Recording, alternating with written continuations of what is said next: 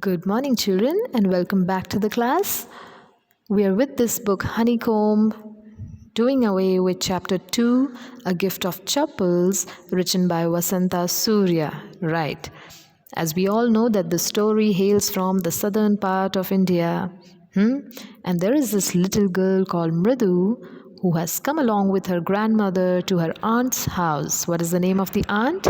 Rukumani, right? She has come to her aunt Rukumani's house to see her cousins, play with them, have a good time, right?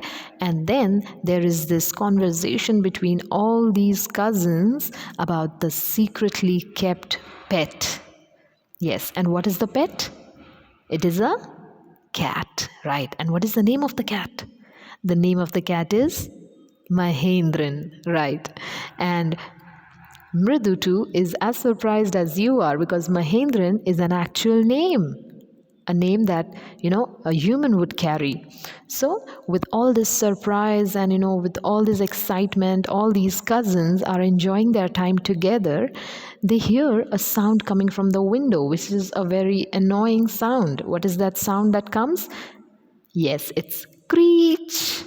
And then they are all perplexed. They are like, Mridu is perplexed. She's like, what is this sound? What is this noise that is coming from the window? So, we are here today to find out what is that noise, who is making it, and what happens in the later part of the story. So, today we start with the second part of the story where we see what happens ahead. Right? So, you are expected, as usual, to have a pencil in your hand and underline the words that I repeat and write their meanings on the lines provided here or wherever you find space. Okay? So I begin. As I'm reading, kindly follow my voice and mark the words. Mridu crept up to the window. Crept up means move like a reptile, slither with your body close to the wall. Lalli was sitting a little distance away, awkwardly holding her violin.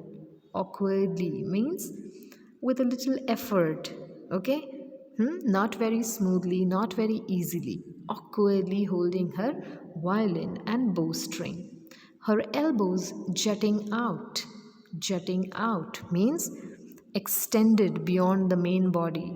When you put your limbs, your legs, or your hands away from the body, when you extend them, they are in a fashion of jutting out. So she was sitting there with her elbows jutting out and her eyes glazed with concentration.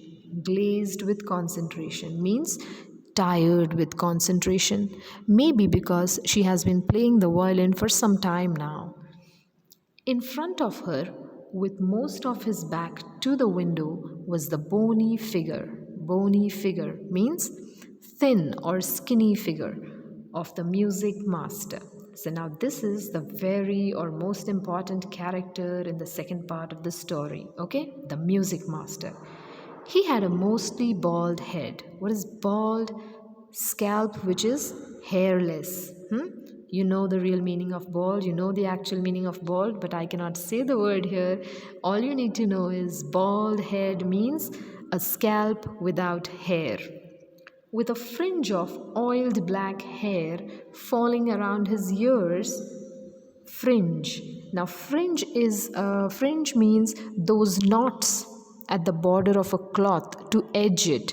Okay, you must have observed these fringes on your mom's saris, those tassels at the edge of the pallu that keep the material from tearing or splitting up. So those are those fringes. So the hair the music master had looked like fringe of oiled black hair falling around his ears and an old fashioned tuft means what? A clump or cluster of hair, bunned together. A gold chain gleamed around his leathery neck. Gleamed means shined around his leathery means tough and hard textured neck. And a diamond ring. Wow, the music master seems to be very rich. A diamond ring glittering on his hand as it glided up and down the stem of the violin. The long, slender thing used to hold the violin is called the stem of the violin. A large foot stuck out from beneath his gold bordered veshti edge. Now, what is veshti? Veshti is a dhoti, okay? It is given here. Hmm? And he was beating time on the floor with the scrawny big toe. Beating time on the floor means demonstrate the tempo or rhythm of a piece of music through body movements. He was beating his big scrawny toe on the ground and demonstrating the tempo or rhythm of the piece of music he was playing. Okay, while he was doing it by beating the toe on the ground, others clap their hands, shake their heads, or even snip their fingers. So it's like that. He played a few notes. Lally stumbled behind him on her violin, followed him, but she almost fell. Her tunes were not very good, which looked quite helpless and unhappy in her hands. The violin that she was holding was very unhappy and helpless in her hands. Yes, it would feel the same because she was a learner, right? She wasn't a pro like the music master. She was a learner. She was still learning how to hold it, how to play it, how to, create beautiful music out of it. What a difference!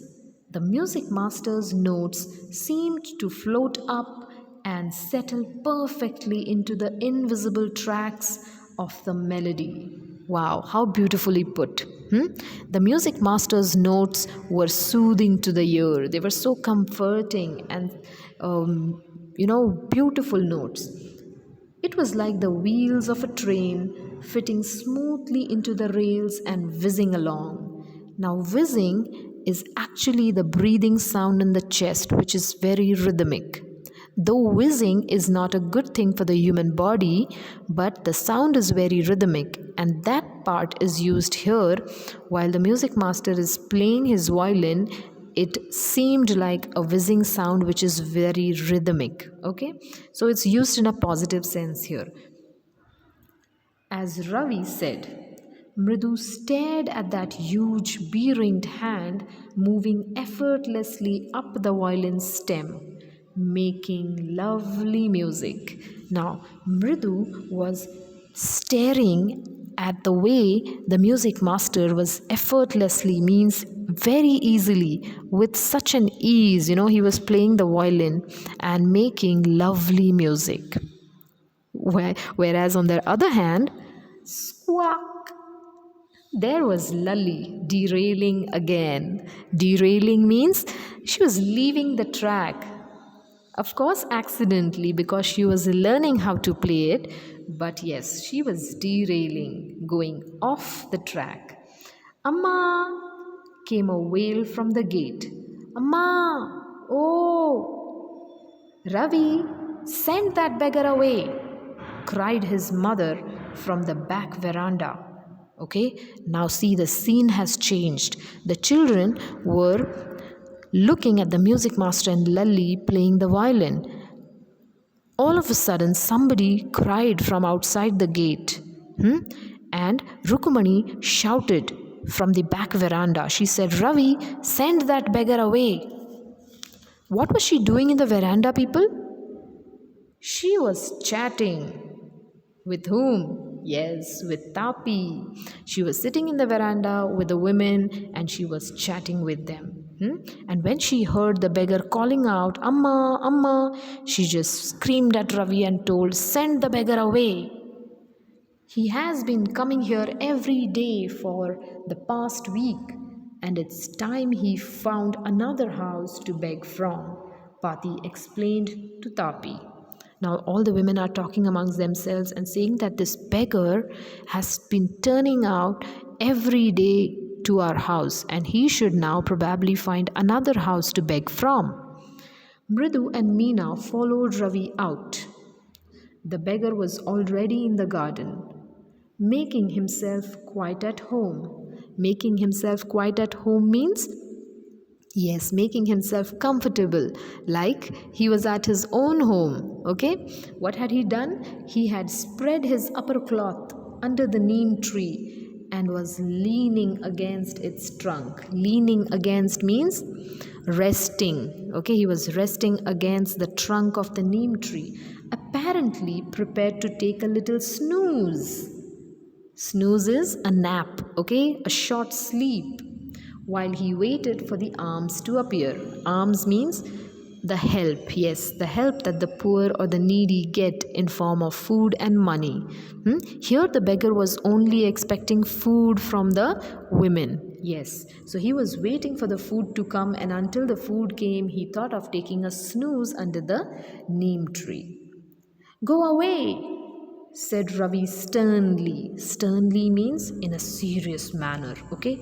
My Pati says it's time you found another house to beg from. The beggar opened his eyes very wide and gazed at each of the children one by one. The ladies of this house, he said, at last, in a voice choked with feelings. Now, when you are, hungry, when you are, expecting help from someone, your voice, when you talk to them, is choked. It doesn't come immediately out of your throat. You feel there is a difficulty in talking. So the beggar is in the same situation, he's in the same condition. He says, the women of the house, they are very kind souls. I have kept my body and soul together on their generosity for a whole week. I could stay alive, and I am alive because of their generosity, their kindness. Towards me. They have fed me for many days now, and because of that, I am alive today. I cannot believe that they would turn me away. Now, when they are saying they are asking me to go away, I don't believe my ears. He raised his voice. Amma, Amma, oh! Sad his wail might be. Wail means cry of pain. Okay? Sad his wail might be, but it certainly wasn't feeble. Feeble means weak. Yes, he was in pain, he was crying for help, but his voice was not feeble, it wasn't weak. It began in a deep, strong rumble somewhere in his withered belly. Withered means dry or shrunken. Belly is his stomach, okay? Why is his stomach called withered, dry, and shrunken? Maybe because he's hungry, okay? He has been hungry for a long time. So his belly or his stomach is called withered and came booming out his mouth with its few remaining teeth stained brown with beetle chewing. Now, this whole thing explains how the beggar looked and how he asked for help. When he was talking, when he was calling out for the women in the house, it is said that the voice came from his withered belly. Booming means loud and clear from his mouth with its few remaining teeth stained. His teeth were stained. See, when are the teeth stained? When people are in a habit of chewing tobacco or chewing the betel nuts. Betel nuts are the areca nuts, okay? You will find the trees of these nuts in the school premises also where you stand for the assembly, okay? There are these palm trees in between. Those trees, have those beetles that are chewed, and cause of them your teeth can get stained or blemished or spoiled, smudged. So the beggar had spoiled or stained or blemished teeth because he was in a habit of beetle chewing. Ravi, tell him there's nothing left in the kitchen, called Rukumani, and he's not to come again. Tell him that. She sounded fed up. Now she was fed up with this beggar coming back to the house all the time, okay? And she shouted at him this time, not directly, but through Ravi. Ravi didn't have to repeat it all to the beggar.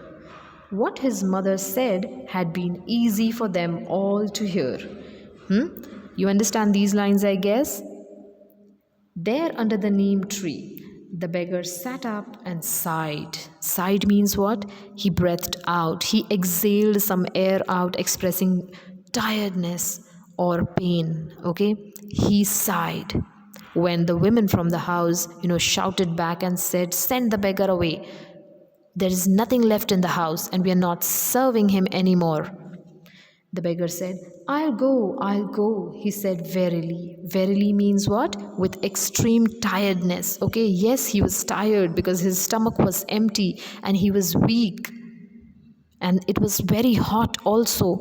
So he said in an extreme tired voice, "I'll go, I'll go. Only let me have a rest here under this tree. The sun is so hot. The tar has melted on the road." He's complaining about the sun being very hot and the tar roads that are heated up. Okay, he says furthermore, "My feet are already blistered." Means what?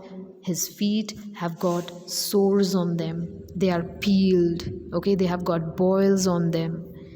He stretched out his feet to show large pink peeling blisters on the soles of his bare feet. "I suppose he doesn't have the money to buy chappals," Mridu whispered to Meena and Ravi. The children, when they saw the feet of the beggar, they whispered amongst themselves. Whispered means they talked or spoke softly among the group. "Have you got an old pair in the house somewhere?" The children are discussing whether they have an old pair of chappal in the house somewhere. "I don't know," said Ravi. "Mine are too small to fit his feet, or I'd have given them to him." See how helpful Ravi is? And his feet were larger than Mridu's and Meena's. The kids in the first place, they all thought of giving their own chappals to the beggar, but because their chappals won't fit the beggar, they changed the whole idea. "I don't know," said Ravi. "We did this, right? He needs something on his feet." I'm sorry, we are here. The beggar was shaking out his upper cloth and tightening his dhoti. He raised his eyes and looked fearfully at the road, gleaming in the afternoon heat. My, see the way the day is described. It is very hot, I guess. "He needs something on his feet," Meena said, her big eyes filling. "It's not fair." Now the girls are a little emotional here, okay? Their eyes are filling up and they are saying that whatever is happening with the beggar is not very fair. "Shh," said Ravi. "I'm thinking about it." Blubbering, "It's not fair," isn't going to help. Just saying that or sobbing about it is not going to help. We need to take some action. In 2 minutes, he'll be frying his feet on that road. Wow, what a line. Frying his feet on that road means hurting himself by walking barefoot on that hot, hot road, right? What he needs is a pair of chappals. So, where do we get them? Come, let's search the house. Now these kids are on a searching mission, okay? And they are looking for a pair of chappals for the poor beggar. He pushed Mridu and Meena into the house. Okay? He pushed the girls also. And they are on with the scavenger hunt. They are hunting for chappals for the beggar. Just as she stepped into the veranda, Mridu's eyes fell on the old-looking chappals she had noticed when she arrived. Remember, when Mridu was entering the house, she said, "Let me remove my slippers first." And she had removed her slippers next to old, black, dusty, sturdy chappals. So now she sees those chappals once again. "Ravi," she whispered to him, "whose are those?" She looked at those sturdy black old chappals and she's asking Ravi, "Whose chappals are those?" Ravi turned and glanced at the shabby looking but sturdy old slippers. He beamed and nodded. "These are just the right size," he said, picking them up. Now, glanced means he took a quick look, okay? Shabby looking means dirty looking chappals. but sturdy were they. They were sturdy means they were strong. Mridu and Meena followed him nervously back into the garden. Ravi just picked those chappals up and he went back to the garden where the beggar was. Here, said Ravi to the beggar, dropping the slippers in front of the old man. Wear these and don't come back. The beggar stared at the slippers, hurriedly flung his towel over his shoulders. Flung means he threw. He threw his towel over his shoulders, pushed his feet into them, and left, muttering a blessing to the children. In a minute, he had vanished around the corner of the street. In a minute, he also disappeared from around the corner of the street. He was nowhere to be found. With the chappals that he had got, he just wore them and he left the scene. The music master came out of the house until then and took an appreciative look at the three of them sitting quietly under the tree. Now, the music master came after he finished his music class with Lalli. He looked at the three children and he was very unappreciative about them. Means he had nothing to appreciate them about. He gave them a very unappreciative look. Then he searched for his chappals in the veranda where he had put them. Now he started looking for his chappals. Where are my chappals? Where are my chappals? Lalli, he called. After a few moments, she hurried up to him. Have you seen my chappals, my dear? I remember having kept them here. Ravi, Mridu, and Meena silently watched Lalli and the music master search every corner of the veranda. These three musketeers, they are watching the music master and Lalli search for the chappals like mad, but they are not ready to tell what they did with it. He scurried around, looking over the railing and crouching near the flower pots to look between them. The music master did not leave one single place, but he looked for his chappals everywhere. Brand new they were. I went all the way to Mount Road to buy them. Mount Road is the name of a place, okay? Some place like Mahadwar Road or Tarabai Park where you go for shopping. He went on saying they cost a whole month's fees, do you know? Now he's bragging about his chappals. They were new, they were, costly, and I had to go a long way to get them. Soon Lalli went in to tell her mother Rukumani. Then Rukumani appeared, looking harassed, with Pati following her. Harassed means looking strained due to too many problems that have been coming up. Now this is another thing that has come up. Oh my God, where are the music master's chappals? Another mystery in the house. So Rukumani looks harassed. Where could they be? It's really quite upsetting to think someone might have stolen them. Yes, somebody comes to your house and their things are stolen from your house. It is very upsetting for us, right? It is very upsetting. So many vendors come to the door, worried Pati. Vendors are what? The traders that, walk across the streets. The street sellers, the vendors means traders in the street, those who have those carts, the vegetable seller, the fruit seller, or the cobbler sometime comes, the furniture or utensil mender, whatever you call them, all these people are the vendors that go from street to street and offer their services. So Rukumani caught sight of Ravi, Mridu, and Meena sitting under the tree. Have you children? She began, and then, seeing they were curiously quiet, went on more slowly. Went on more slowly means asked suspiciously. Okay? Seen anyone lurking around the veranda? Lurking means what? Hiding in order to attack, the enemies lurk around the borders. They are hiding there in order to attack. So, Rukumani asks, have you children seen anyone lurking around the veranda here?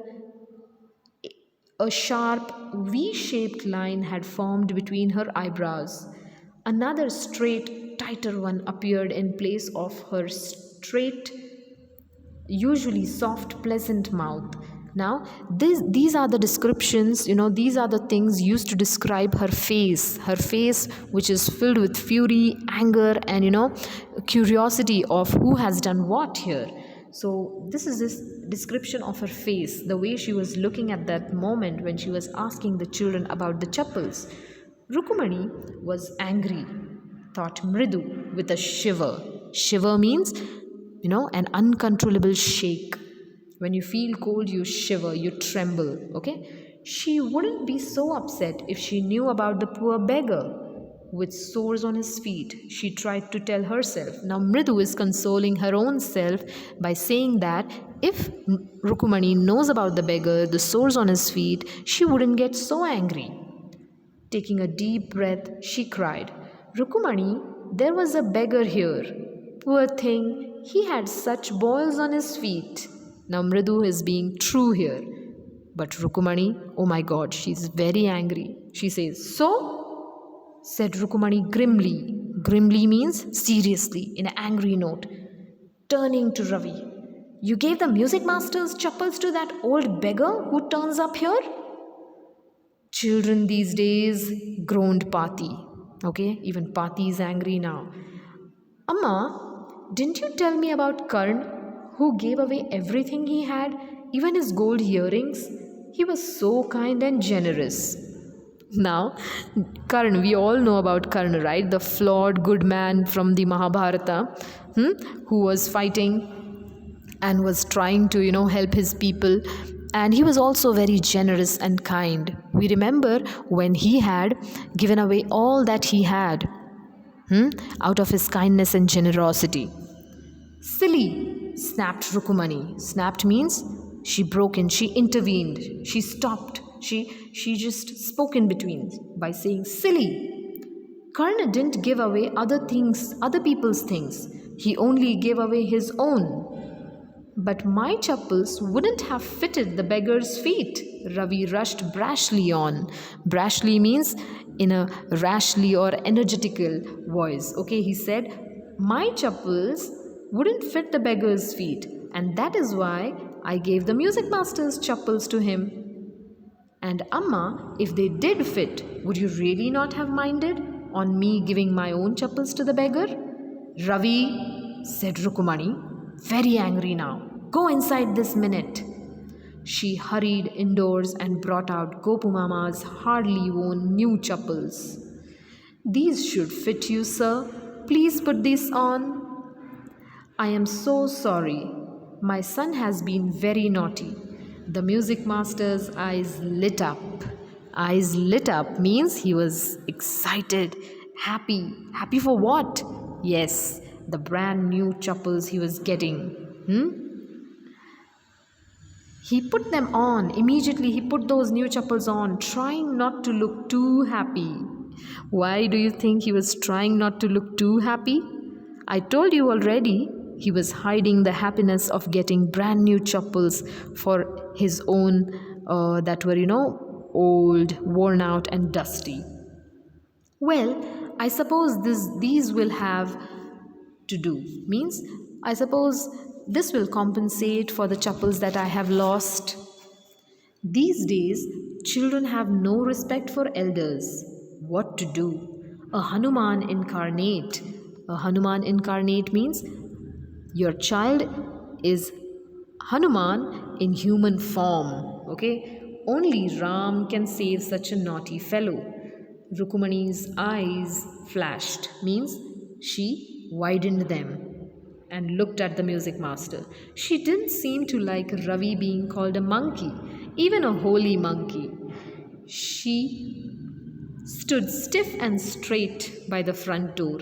It was clear she wanted the music master to leave quickly. She was least interested in the comments that the music master was making on Ravi. She was only interested in the music master leaving the scene now. When he had clattered off means he had walked off, he had gone.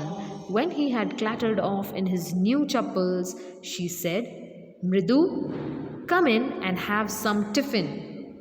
Honestly, how do you children think of such things? Thank God your Gopu Mama doesn't wear his chappals to work. As she walked towards the kitchen with Mridu and Meena, she suddenly began to laugh. But he's always in such a hurry to throw off his shoes and socks and get into his chappals as soon as he comes home. What's your mama going to say this evening when I tell him I gave his chappals to the music master? Oh my god, what will he do? Either he will shout at me or he will, don't know what he will react as. So that is the end of the story, children. Hope you enjoyed. I'm sure you enjoyed. I don't just hope. I'm pretty sure you enjoyed this story. Okay. Once again, it is advised that you read the story with the meanings that I have given you and mark the answers for the questions in the comprehension check and working with the text. Okay. Thank you for today. Bye bye.